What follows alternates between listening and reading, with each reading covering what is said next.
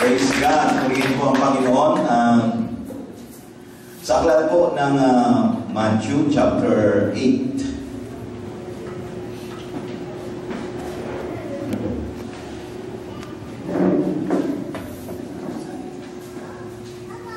Matthew chapter 8, dito po natin hahanguin ang mensahe ng Panginoon.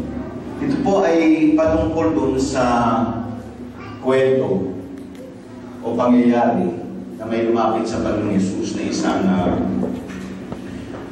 isang hindi lang isang kawal Romano, kundi meron siya rango, yung Roman centurion, na yung kanyang matwit, yung kanyang servant ay merong sakit, ay may karamdaman. So, yan, verse 5. Basahin po muna natin. When he had entered Capernaum, a centurion came forward to him, appealing to him, may he go. Lord, my servant is lying paralyzed at home. So yung kanyang servant, isang tauhan ay paralisado. Siyempre, pag paralyzed, hindi makatayo. Correct? Okay. Ito sa bako. Suffering terribly. Ako, terrible. Sabi mo sa katabi mo, terrible pala yan. Okay? And he said to him, sabi ng centurion, sabi ni Jesus, I will come and heal him. But the centurion replied, Lord, I am not worthy to have you come under my roof, but only say the word, and my servant will be healed. Okay? So, yung Roman centurion, merong pinamamanhid o pakiusap sa Panginoon yung kanyang servant na paralyzed, terrible. Yung sakit, di ba? Sabi niya, Panginoon, may sakit po yung servant ko. Immediately, may response si Lord. Amen? Pagka lumapit tayo sa Panginoon, meron agad siyang response sa atin. Sa bata. Akyat. Yan, sige. So, yun ang response ni Lord doon sa verse 7. He said to him, I will come and heal him. Hindi sinabi ni Lord na busy ako diba? Sabi agad ng Panginoon, I will come and heal him. So, nung sinabi ng Panginoon, sige, pupuntahan ko, pagagalingin ko siya. Sabi ng Roman centurion, Lord, hindi ako karapat-dapat, na ikaw ay pumunta sa ilalim ng aking bubungan. Sabihin mo lang ang salita, just say the word, or speak the word, and my servant will be healed. Kinakailangan pong makita natin yung truth dito. Bukod doon sa narinig natin na yung Roman centurion ay Romano siya, hindi siya Hudyo. Ibig sabihin na hindi siya tulad ng mga Hudyo na underdog. Okay. Roman soldier siya. Pero ang katotohanan po, ang kinakailangan makikita natin, yung nakapanood dito, na meron siyang pag-acknowledge doon sa kapangyarihan ng salita ng Panginoon. At kinikilala niya na itong kanyang kaharap na si Jesus ay merong kapangyarihan o merong authority. Okay? Authority is the right to exercise power. Kaya nung sinabi ng Panginoon, I will come and heal him, yung servant niya, medyo nahiya pa siya, di ba? Lord, hiya naman ako sa iyo Parang ganun, di ba? Sabihin mo na ng salita. Just speak the word, and my servant will be healed. Ayun, nagaling ka lang. Tingnan mo sa akin sa Tagalog. Okay. So, doon na tayo. Verse 9. Ako'y nasa ilalim. Yan, sinabi ng centurion. Yung describe niya yung kanyang sariling katayuan at kalagayan. Sabi niya, ako'y nasa ilalim ng mga nakatataas na pinuno at may nasasakupan ding mga kawal. Kapag inutusan ko ang isa, pumunta ka doon, siya'y pumupunta. At ang isa naman, halika, siya'y lumalapit. Kapag sinabi ko sa aking alipin, gawin ko ito, ginagawa niya yun. Namanghang si Jesus nang marinig ito. At sinabi niya sa mga taong sumusunod sa kanya, tandaan niyo, hindi pa ako nakakita ng ganitong kalaking pananampalataya sa buong Israel. Okay? Sa buong Israel, wala pang nasutungan ng Panginoong Jesus na ganun katinding pananampalataya. Sabihin niyo nga sa katabi mo, pananampalataya. Okay? So, ito na. Makikita natin dito, pinapakita sa atin dito, yung Roman centurion, kinikilala niya si Jesus that Jesus was a man of authority.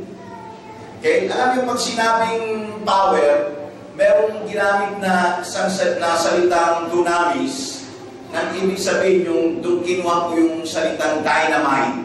It explodes, di ba? Minsan, may gamitin ako mga pastor, medyo nauuhawa ko, walang tubig. Sabi ko, nasan mo yung dynamite dito? Sabi nung isang pastor, may dynamite ba rito? May dinamita ba rito? Hindi, yung dynamite candy. Di ba may candy dynamite? Anyway, yung word na dunamis, nung kinuha yung salitang dynamite, ang ibig sabihin, sumasabog power, di ba? You shall receive power. After that, the Holy Ghost is come upon you. Pero meron isang power na, meron isang salitang ginamit sa power or authority, exousia, na ang ibig sabihin ay authority. Okay? Maraming may power, walang authority. Di ba? Halimbawa, may talang baril. May power yun. May talang granada. O, pero pag sinita sila, di ba, pero kung PTC, o permit to carry, wala to, wala, huli ka. Di ba? May power na dala, pero wala silang karapatan. Wala silang authority na dalhin yun. Okay? Ang diablo may power, pero wala ng authority. Hello? Totoo, may kapangyarihan naman siya, pero tinanggalan na siya ng Panginoong Jesus ng authority. Sabihin niyo yung word na power. Wala namang ka-power. Medyo taas yung ngayon kamay niyo. Sabihin niyo, power. Ano power dyan? Ito? Okay. Okay, opo muna. Sayang po yun. Okay. So, may power, walang authority. Ang Roman centurion, naintindihan niya ang salitang power and authority. At mayroon siyang pag-acknowledge kung sino si Jesus, bagamat hindi siya Hudyo, hindi siya isang Israelita. Okay? Pagka hindi ka Hudyo, Gentile ka. At ang mga Hudyo, at tingin nila sa mga Gentile, parang mababang uri, mababang klase, tawag na nila dogs eh. Pero yun namang mga dogs na alagain, yung mga, yung mga, hindi yung askal. Okay, yung mga puppies, mga gano'n, okay. So, sabi ng Roman centurion, Panginoon, kahit hindi ka na pumunta sa ilalim ng aking bubungan, alam niyo bang ibig sabihin ng talinghagang yun na kapag ka ikaw ay pumunta sa bubungan ng may bubungan, ikaw ay nakisilong. Okay? Halimbawa, ikaw ay nakisilong doon sa isang pamilya o sa isang bubungan ng may bubungan, ibig sabihin, ikaw ay pumapasok sa kanyang authority. Ikaw ay pumapasok at obligado kang magpasako sa kanyang mga patakaran dahil ikaw ay pumapasok sa ilalim ng kanyang poder. Okay? So sabi ng Roman Centurion, Lord, hindi karapat-dapat na ikaw ay pumunta sa ilalim ng aking bubungan. Nahiya siya doon. Dahil ang tingin niya kay Jesus, mas authority kaysa sa kanya. The Roman Centurion was a man of authority, pero ina-acknowledge niya si Jesus na mas higher ang authority kaysa sa kanya. Alam niyo ba yun ang ibig sabihin nung sinabi ni Jesus sa mga Hudyo na you cannot see me not until you say, blessed is he who comes in the name of the Lord. Hindi niyo ako makikita hanggat hindi niyo sinasabing mapalad siya na dumarating sa pangalan ng Panginoon. So unang-una, nire-refer ni Jesus yung sarili niya na siya'y dumating sa kanyang bayan pero hindi siya in-acknowledge, hindi siya kinilala. Jesus came unto his own, but his own received him not. Kaya nga, inaako siya sa krus. Hindi siya kinilala, hindi siya nakilala. Kaharap na nila yung Messiah na pinag-aaralan nila doon sa Old Testament, kaharap na nila, hindi pa nila nakilala. Maganda yan sa Hebrew, Baruch Hashem Adonai. Kaya ang greetings ng mga Hudyo, Baruch Hashem Adonai. Sasagot sila, ba? Shalom. O kaya Shalom Aleichem. Aleichem, gano'n. Kumbaga sa atin, hi, hello. Pero merong intrinsic meaning yun, merong ibig sabihin. Na yung mga Hudyo, hindi nilang kinilala na si Jesus ay eto na yung anak ng Diyos na mas mataas ang authority kaysa sa kanila. Yung mga Pariseo, yung mga Saduceo. Samantalang merong Roman Centurion na hindi Israelita na gano'n na lang ang kanyang pagkakilala sa Panginoong Yesus. Naniwala siya at kinilala niya kung sino ang kanyang kaharap na si Jesus. Kaya ang sagot ng Panginoon sa kanya, wala akong nakitang ganitong kalaking pananampalataya kahit sa Israel. Yung pagkilala, paniniwala, pagtiwala sa Panginoong Yesus is faith. It is a great faith in the sight of God. Hello. Kaya laging sinasabi ng Panginoon, di ba minsan nagtanong yung mga disciples, what must we do that we must do the works of God? What must, may must na, we do, may do pa, that we must do. Inulit yung do. Mahilig sila sa do. Okay? The works of God must do works. Ang sagot ng Panginoon sa kanila, this is the work that you believe in on Him whom He sent. Sabi ni Jesus, eto yung work. Gusto yung work, gusto yung do, eto. Believe in me. Hello? Eto Roman Centurion, nagbunga yung sa kanyang isip at sa kanyang puso, yung kanyang paglapit sa Panginoon. He's believing Jesus. Hello? Pag sinabing believing, naniwala, sumampalataya, may kasamang isang element yun o ingredient yung convinced, being convinced. Imposibleng ikaw ay naniniwala at sumasampalataya na hindi ka kumbinsido sa pinaniniwalaan mo at sinasampalatayaan. Kaya laging tanong ni Lord sa mga tao, do you believe in the Son of God? Yes, I believe. Sabihin mo nga, yes, I believe. Yes, I believe. Sabihin mo nga yung katabi mo. Sabihin mo, do you believe? Sagutin mo, I believe. I believe. Ha? Ulitin natin, I believe. I believe. Yung sa starstruck, no? I believe. Diba? Sa atin,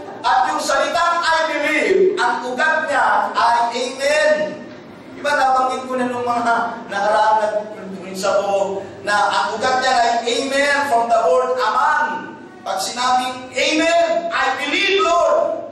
I am convinced. I trust you, Lord. Yun ang ibig sabihin ng Amen. Amen? Amen. Yun. Palakpakan natin si Jesus. So, pinuli ng Panginoon, pinarinig niya doon sa mga disciples niya. Wala pang ganitong katinding pananampalataya. Wala pa akong nakita kahit sa Israel. Kumbaga, ito si Jesus at yung mga disciples, wala pa akong nakitang ganitong kalaking pananampalataya. Parang ganito, kahit sa mga taga-Israel. Alam nila sila yung Israelita, kahit sa inyo, sabi mo sa katabi mo, puti hindi ikaw yun. Amen? Sige, sabi mo, puti hindi ikaw yun. Okay. Tanong mo, sino yun? Pamalay ko. Okay? So, eto na ngayon. So, the centurion was convinced that Jesus was a man of authority. Ang sinabi lang ng centurion, Lord, just speak the word. Sabihin mo lang ang salita, Panginoon. Huwag ka nang pumunta sa ilalim ng authority ko. Just speak the word. My servant will be healed. Do you believe that the word of God has power? Yes. Amen? Yes. Nilikha ng Diyos ang lahat ng bagay sa pamagitan ng salita. Amen. Let there be light. Yeah? There was light. Tadan. At ang kagandahan, ang matindi, yung salita. Diba? In the beginning was the Word was with God, and that Word was God. And the Word became flesh and dwelt among us, tabernacled. Diba? Nagkaroon tao at nanahan sa atin. Full of glory and truth. Ang tinukoy ng Word ay walang iba kundi si Jesus mismo. He is the living Word. Amen? Sabi natin, Jesus. Sige, sabi natin with conviction, Jesus is the living Word. Kaya pag nagbasa ka ng Bible, pinabasa mo yan, written word ang tawag yan, written word, di ba? Yung logos. Ilan sa inyo, minsan pag nagbabasa ng Bible, nasa chapter 1, nasa chapter 2, nasa chapter 3, pagdating ng chapter 4, doon lumiliwanag. Pag yung 1, parang di naiintindihan. Pagdating sa 2, may konti, 3, yung. Pagdating ng 4, habang tumatagal, paliwanag. Tapos nararamdaman mo, kinakausap ka na ng Diyos sa pamamagitan ng kanyang salita. Kasi sabi ng Panginoon, the word that I have spoken to you, they are spirit and they are life. The word of God is life. May kausap ako. Okay. Kalamitin yung katabi mo. Sabi, may kausap pa siya. Okay? E tulad kayo, gusto yung mga trangkaso. Di ba? Init, langit, sa ibang ulan, sa init, di ba? Well, huwag tayo makiuso. Huwag tayo libig. Pastor, tinaban na ako. Katawan mo yan. Di ba? Flesh na, di ba? Hello? Ano sabi ng Roman Centurion? Sabi niya kay Jesus, Lord, just speak the word. My servant will be here. Alam niyo ba ang flesh natin? Sleep to.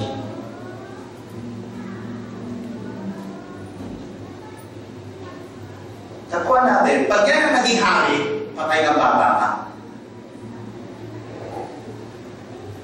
Kahit gusto mong kumain, hindi mo magagawa. ang lagi mong magiging dasal, pagka ang flesh, lumalakad ka sa flesh, ang lagi mong kanta, Lord, patawad. Di ba puro ganon? Kaya nung kahanap ko yung mga kabataan, kinakanta nila yung Lord, patawad. Sabi ko naman, Lord, salamat. Pastor, bakit salamat? Dahil ako nagkasumpok ng kanyang biyaya at pag-ibig. Ako pinatawad, naging anak ng Diyos. Lord, salamat. Hello? Yun na nasa ilalim ng biyaya. Di ba? Pag binanto ka ng dalandan, yung solid ng lemonade, pag sinalo mo, magiging limonada. Pag binanto ka ng iska, mga tagus na may mga tinig, pag sinalo mo, magiging boneless. Hindi boneless. Amen! Amen! Bakit? Sabi ng salita ng Diyos, just speak the word of God. Amen? Hindi yung word na sinasabi ng flesh natin. Alam mo ba kung sino ka sa Panginoon? Tingnan mo yung katabi mo. Sabi mo, kilala mo ba kung sino ka? Hindi, ba't kayo sa akin nakatingin? Buti ka yung bata. Kita nyo, yan ang pananampalataya. Kaya nalulugutan nyo sa mga bata. Amen? Tingnan mo sa isip mo. Batang isip. Sa katabi mo. Okay? Sabi ng Romans 8, Lord, just speak the word and my servant will be healed. Amen? Because the word of Jesus is the word of power. It is the word of healing. It is the word of life. And the word of Jesus is the word of grace. Hallelujah! Yung sinabi ni Paul, bago siya umalis sa mga dinisciple niya, sabi niya, I am commending you to God and to the words of His grace that will build you up. The word of God is the word of grace, and the word of grace will build you up. Hindi ka ibabagsak ng salita ng Diyos. Hindi ka ibabagsak ng biyaya ng Diyos. Amen? Anong ginamit ni Jesus nung sila ay nag-face-to-face ni Satan doon sa wilderness? Ang sabi sa Matthew 4, Luke chapter 4, after si Jesus ay mabaptize sa Jordan, after na matanggap niya, dumating ang Holy Spirit, and after i-declare ng Ama, this is my beloved Son, in whom I am well pleased, then Jesus was led by the Holy Spirit into the wilderness to be tempted by the devil. Ang Holy Spirit mismo, inakay si Jesus, tinabayan si Jesus dito sa wilderness. Ang laban mo ngayon. Amen? Amen? Amen? Sabihin mo, may laban. Pero panalo na. Iisip-isip ako yan, ha? Hallelujah! Diba? Nag-3 rounds sila! Hallelujah! Sabi ni Pastor Ricky sa kasahin kanina, nahalata niya, nag-meditate ako. Pastor, ano message mo? Sabi ko, the first 3 rounds. Hallelujah! Diba? He was led by the Spirit into the wilderness to meet the devil face to face. And hallelujah! Praise God! Full of the Holy Spirit. Unang round, tumira si Satanas. Sabi sa kanya, if thou be the Son of God, kung tunay kang anak ng Diyos, gawin mo ng tinapay yung bato. Anong sagot ng Panginoon? It is written. Diba? Nasusulat. Ang tao hindi lamang nabubuhay sa tinapay na walang palaman. Hindi gano'n. Nung privilege ko ito, doon sa Batangas, yung tao hindi lamang nabubuhay sa tinapay, may mga sumagot, mga bata, ay sa kanin din. Napaya ko doon eh. Sa kanin din. Gano'n ha? Kundi sa pamagitan ng salita na lumalabas sa bibig ng Diyos. Amen? By the spoken words of God, ang Diyos nga nagsalita, sinabi niya at nangyari.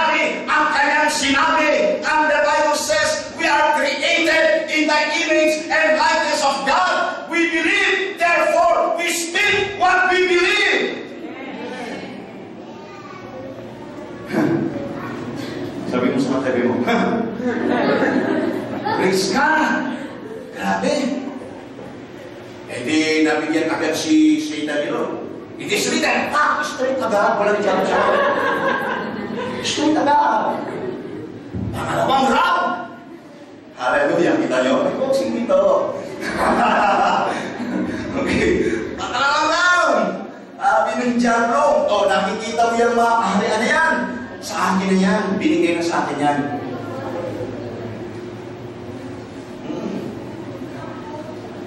Sa akin na yan. Bibigay ko sa'yo. Diba? Magpatira pa ako na. Sumamba ka sa akin. Anong sagot ni Jesus? It is written. Ay, ito pala. Nasusulat ang Panginoong Diyos ang dapat mong sambahin at siya lamang ang dapat mong paglilingkuran. Straight na naman! Sa puna naman si Satanas. Hindi nagsasayang si Jesus ng touch. Amen? Hello! Sapo, di ba? Amen? Amen! Nasusulat ang Panginoong Diyos mo lang ang paglilingkuran mo. Parang sinabi ni Lord kay Satan. Oy Satan, okay ka lang. Kilala mo ba kung sino kaharap mo? Siya lang ang paglilingkuran mo. Ang Panginoong Diyos, siya lang ang dapat mong sabihin. Siya lang ang paglilingkuran mo. Inutusan ni Jesus si Satan. Oy Satan, dapat maglingkod ka sa akin. Hello? Alam mo ba ang mga angels? After the temptation, may dumating mga angels, sabi, they minister to Jesus. Kasi mga servants yan, ministering spirits yan, nag-serve kay Jesus. At sabi sa Hebrews, yung mga angels at ministering spirit, servants ng mga naging tagapagmana ng buhay na walang hanggan. Ang mga angels, servants natin. Walang nag-amen. Hallelujah! Sabi ni Haring David, what is a man that you are mindful of him? You have made him a little lower than original Elohim. What is a man? You are mindful of him. You have made him a little lower than Elohim. Ito si God, Elohim. Ito ang tao. Ito ang angels. Hello. Tingnan mo yung katabi mo. Mukhang angel ba?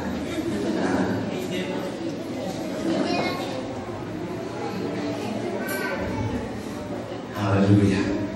Angels are servants. Even Satan is commanded to serve God. Amen? Listen to this. Church,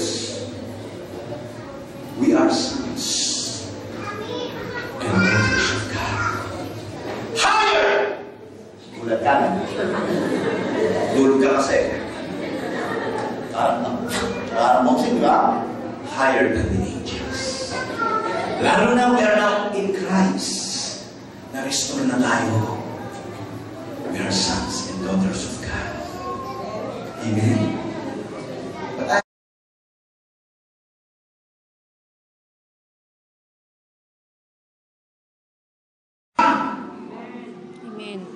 Amen? Then discipline will become a delight for the children. Grabe! Tinanggal ng Diablo. Akala niya, may memory card si Jesus. Akala niya makakalimutan ni Jesus yung dineclared ng Ama sa kanya, my beloved Son. Hindi nga kalimutan ni Jesus. Diba? Sabi mo sa atin mo, diba? Sabi mo, hindi kinalimutan ni Jesus. Sabihin mo sa inyo, mahalabas mo. Sabi mo sa katabi mo, speak the word. Sabi mo, hindi kinalimutan ni Jesus. He is the beloved Son. Sabi mo sa katabi mo, sige pa, hindi makakalimutin si Jesus. Sabi mo sa katabi mo, sana ikaw rin. hindi makakalimutin. Amen?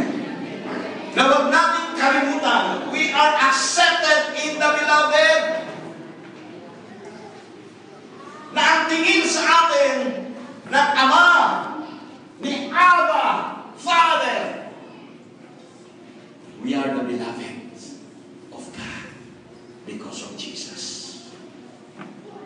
Kapag ka alam mo, at alam mo, at alam mo, sabi mo sa katabi mo, at alam mo, sabi mo pa, at alam mo pa, na ikaw ay anak ng Diyos, na mahal ng Diyos, hindi ka matutumba. Palapakan na natin si Jesus. Grabe! Amen? If you know that you are a beloved of God, pagdating ng tukso, oops, beloved ako, mahal na mahal ako ng Diyos. Amen? At mahal ko ang Diyos. Dahil mahal ko ang Diyos. Bakit ko mahal ang Diyos? Dahil mahal niya ako. Amen? Yung pag-ibig ng Diyos sa'yo ay hindi nakabatay doon sa sukatan ng pag-ibig mo sa Kanya. Amen? Dahil tayo ay mga kapos sa pag-ibig at pagmamahal. Hello? Hello? We love Jesus. We love God because He first loved us. E di, tapos yung third time, walk out si Satan. Amen? Sabi mo sa katabi mo, si Satan na mag-walk out. Sabi mo sa katabi mo, yung masamang pakiramdam mo ang mag-walk out. Kung may sakit ka, mag-walk out yan. Amen? Bakit? Speak the word that you are healed by the stripes of Jesus. Amen? Yung poverty, kahirapan, mag-walk out na yan sa buhay mo. Amen? Sabi mo sa katabi mo, you are poor no more. Amen? Speak the word that you are greatly blessed. You are highly favored. Amen? Praise God. Hallelujah. Ano nangyari after that? Nung nag-walk out na si Satan. Matthew ba yan, bro? Matthew or Luke? Luke. Okay. Diretso tayo. Luke chapter 4, diretso, verse 16. Okay. Mayroong nangyari after this. Tapos na yung rounds. Diba? Luke 4.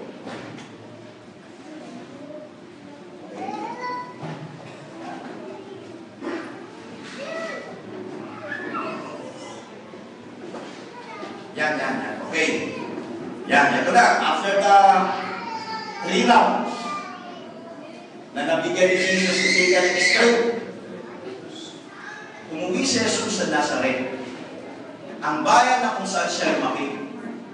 Gaya ng kanyang nakakugalian. So after the rounds, umuwi siya kung saan siya lumaki. Gaya ng kanyang nakakugalian, pumasok siya sa sinagoga ng araw ng pamamahinga, Sabbath day. Tumayo siya upang bumasa. At doon ay binigay sa kanya ang kasulatan ni Propeta Isaias. Binuksan niya ito sa dakong kinasusulatan ng ganito. Sige nga, basahin niyo, verse 18.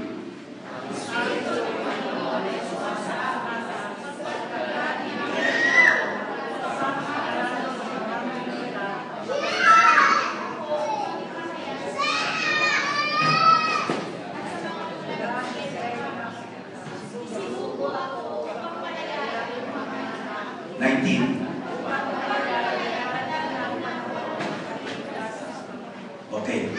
Focus tayo dyan ang verse 18 and 19. So after that, pumunta na si Jesus doon sa sinagoga. Yun ang church nila. Diba? Tapos binuksan niya yung scroll, yung Torah. Binuksan niya kasi nakasulat yan sa Isaiah. Isaiah 60 or 61, nakasulat yan. Yun ang binasa niya. The Spirit of the Lord is now upon me. He has anointed me to preach the gospel to the poor. Ang Espiritu ng Diyos ay sumasa akin, sabi ng Panginoon. He has anointed me. Translation, ginawang hinirang. Pero original, He has anointed me. Ako'y kanyang pinahirang upang ipangaral sa mga mahihirap ang magandang balita. Ng mga mahihirap ay hindi mananatiling mahirap. Hello? Hello? Sabi mo sa katabi mo, hindi ka na mahirap. Sabi mo, hindi ka na mahirap kausapin. Ha? Sabi mo isang Korean sa akin, help me, Pastor. Sabi mo, will you please help me? I want to minister to difficult people. Look for difficult people. Difficult people? Very difficult. Filipino, very difficult people. No, difficult. No money, no eat, no food. Mahirap ito. Yung difficult. Okay? Hallelujah! Ako'y sinugo niya upang itanyag sa mga biyag at pagkaligtas, yung mga binibihan, mga nasa biyag ng kasalanan, nasa prison of unrighteousness, nasa prison of sin, nasa prison of condemnation, hindi na mananatili under condemnation, palalayain na ng Panginoon tulad natin pinalaya na ng Panginoon mula sa condemnation. Amen? Mula sa unrighteousness, kaya tayo ay tineclare na tayo ay mga righteous, matutuwid sa harap ng Diyos because of Jesus' perfect sacrifice. Amen. Lagyan yung tingin sa akin. Ha? Sabi mo sa katabi mo, righteous ka. Sige, righteous ka. Hindi lang halata, minsan. Ha? Pero righteous ka. Kasi kung hindi ka righteous, naku naman, leptious. Okay. Asan na tayo? Okay. Yun. Ako'y sinugo niya upang itanyag sa mga bihag ang pagkaligtas. At sa mga bulag ang pagkakita. Upang bigyan ng kalayaan ang mga naakit. And verse 19, upang itanyag ang kaaya-ayang taon ng Panginoon. Sa English no verse 19, to declare the favorable year of the Lord, the year of Jubilee. Okay? Tumigil si Lord yan. Pero yung Torah, sa Isaiah, may karoon niya yung judgment, yung vengeance, hindi dinugtong ng Panginoon. Hallelujah. Why? Because Jesus came not to condemn. Jesus came not to judge. Hello? Hello? Amen? Hindi na sinama ng Panginoon yun. Bakit ang layunin niya kung siya nagpunta rito ay upang yung mga bulag makakita. Pagka wala ka sa Panginoon, you are not in Christ, bulag. Ibig sabihin, spiritually blind. May mata, hindi makakita. Or idols, di ba? May tenga, hindi makarinig. Pero pagka nakipagkansa sa Panginoong Yesus, parang nakakakita na. Parang, pero malabo pa rin. Okay? Parang may naririnig. Pero, hindi malinaw. Bakit? Kasi naghalo. Hindi mo maintindihan. Di ba? Hindi mo maintindihan kung ang pinaniniwalaan yung favor ng Diyos o yung judgment ng Diyos sa kanila. Kaya partially nakakita, partially nakakarinig. Binibigyan ng Diyos ng revelation, hindi makuha-kuha. Kita nyo, tumahimik kayo. Sabi mo sa katabi mo, siguro naman hindi ikaw yun. Pero merong isang uri ng group ng mga Christian at believers. Bukas ang espiritual na paningin. Fully opened. Nakikita ang kagandahan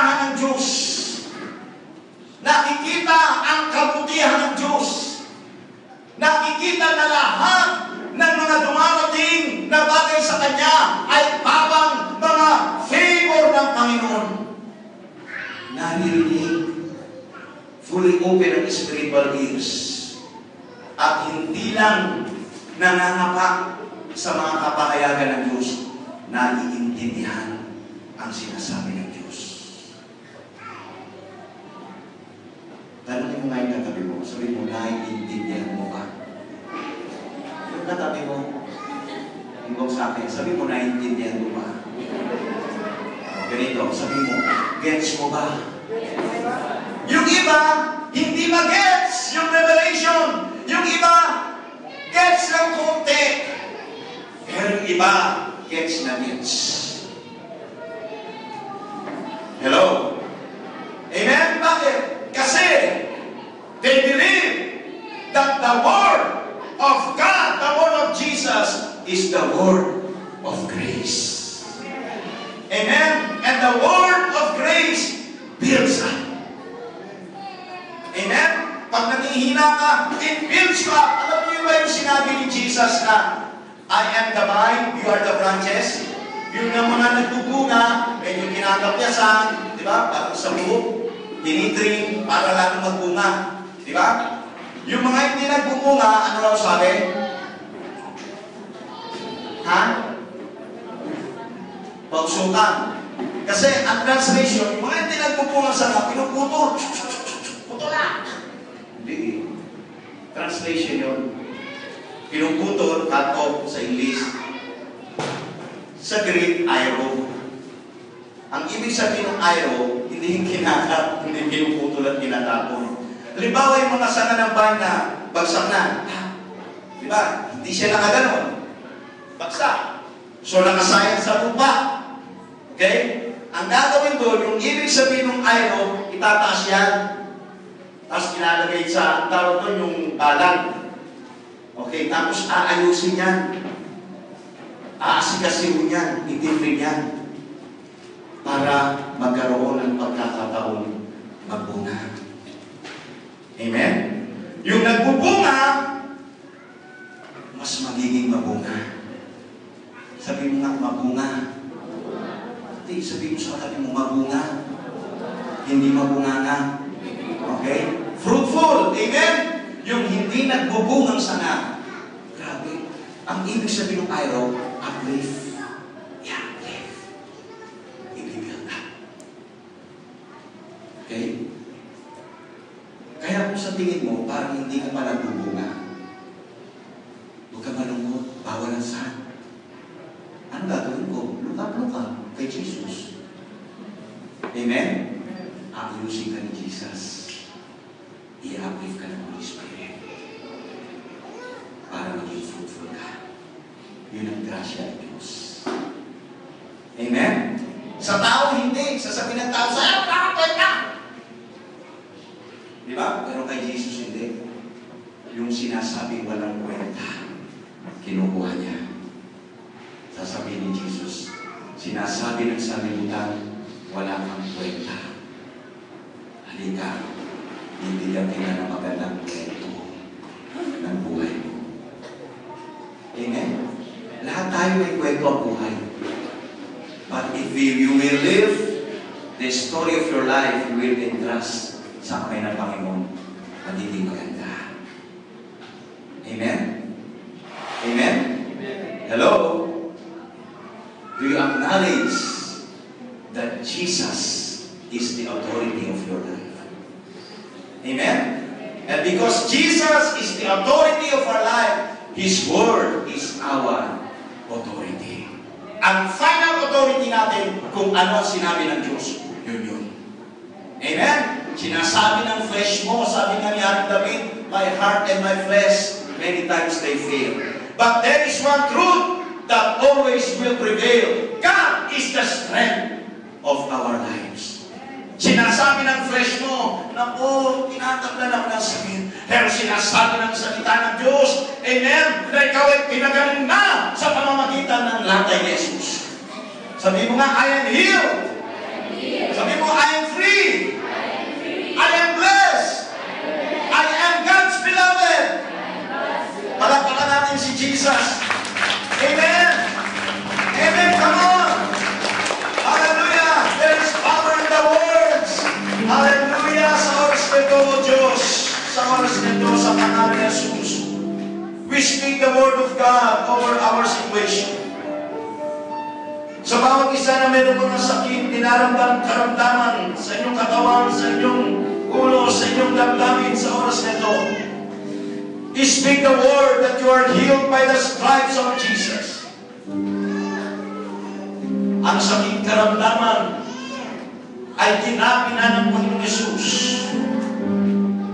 In the name of Jesus, every sickness and disease in the bodies of God's people must walk out in the name of Jesus. Kapatid, may sakit ka ba? May karamdaman ka? May tinaramdaman ka? May kaguluhan na ng isip mo? Just speak the Word. Sasabihin mo lang yan. Sa sakit, walk out in the name of Jesus. Sabihin nga natin, sakit, karamdaman, ligalig, kahinaan, kaguluhan, sa pangalan ni Jesus, walk out! Sige, walk out! In Jesus' name. At dinidiglan ako. Sige, come on. Dinidiglan ako. Ang kagalingan, kapangyarihan ng Banal na Espiritu sa aking katawan, sa aking isipan, sa aking damdamin, sa aking buhay, sa aking pamilya, sa pangalan ni Jesus. Thank you, Jesus. Come on, everybody, thank the Lord. Thank you, Lord. Just speak the word of thanks. Thank you, Jesus. Thank you, Jesus. Thank you, Jesus. Oh, glory. In the mighty name of Jesus, pwede tayo tumayo sa dali mga kapatid sa oras nito. Come on, lift up your hands to the Lord right now. In Jesus' name. In Jesus' name. You are healed by the stripes of Jesus. The same Spirit that raised Jesus from the dead quickens your mortal bodies. I speak healing. I speak health. In Jesus' name, I speak strength of God upon your physical bodies, upon your soul, mind, emotion. In the name of Jesus. Hallelujah. We give you praise. Thank you, Jesus. Come on, thank the Lord. Salamat, Lord. Sige, sabi mo, Lord, salamat. Sige, Lord, salamat. Sige, pasalamatan niyo, Lord, sa kanyang biyaya, sa kanyang pagpapala. Hallelujah. Like the Roman centurion who was commended by Jesus, praised by Jesus, because of his great faith. We have that faith, the faith of the Son of God, at yung pananampalataya ng anak ng Diyos na nasa atin. In Jesus' name, we will repel all the negative spirits, all the negative forces in this world. For we are made holy, we are declared righteous, we are under God's divine protection, Lord. Patuloy namin dinideklara at sinasang-agunan, Lord, we confess that we are righteous. Everybody said, I am the righteousness of God. Sige, I am the righteousness of God in Christ Jesus. Alam niyo ba, mahalaga na we are convinced, we are enlightened. It's very important to speak that we are righteous because of the blessings and favor of God ay naka-attach sa righteousness ni Jesus. Anumang sakit, anumang karamdaman, anumang kahirapan, anumang kawalan ay hindi mananaig. Walang salot na mananaig at makakalalim sa tahanan ng mga pinanal ng Diyos. Amen. Sabi mo sa katabi mo, you are the righteousness of God. Sige, hawakan mo sa balikat. Sabi mo, you are righteous. You are righteous. Amen. At dahil righteous ka, hindi makakapanaig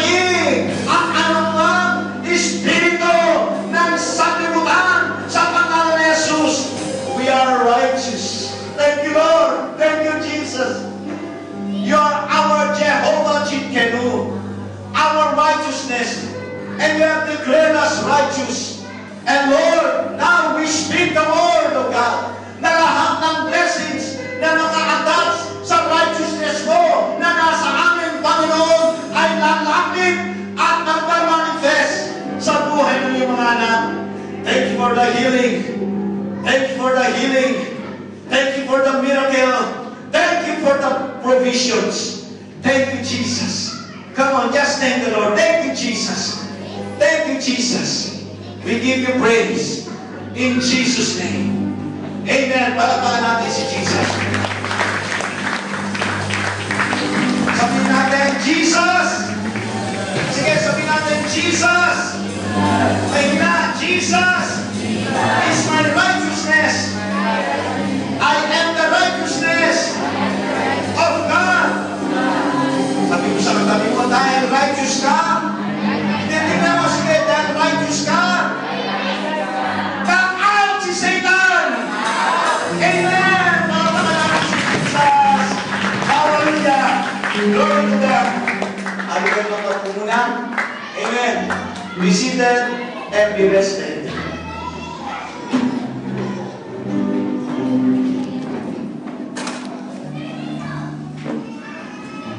Amen. Palakpakan po natin.